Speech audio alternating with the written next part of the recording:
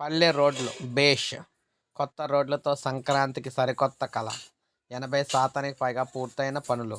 దాదాపు 9,000 కిలోమీటర్ల రోడ్లు పూర్తి. వివిధ దశల్లో మరో 6,000 కిలోమీటర్ల పనులు.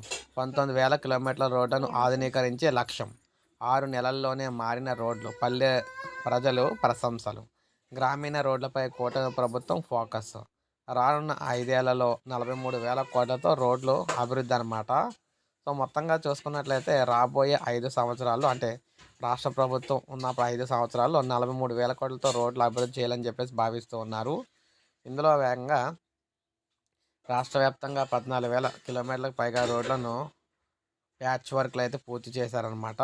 గతుకులు లేని రోడ్లను అయితే ప్రజలకు అందించడం అయితే జరిగింది. ఇక్కడ నుంచి మళ్ళీ కొత్త రోడ్లు అయితే వేయడం జరుగుతుంది. సో ఇప్పుడు ఉమ్మడి 13 జిల్లాల పరిధిలో సుమారు మనం చూసుకుంటే దాదాపు 20,000 కిలోమీటర్ల మేర అధ్వానంగా ఉన్న రహదారులను 850 కోట్లతో తాత్కాలిక మరమ్మతులు చేపట్టాలని ప్రభుత్వం నిర్ణయించిందనమాట.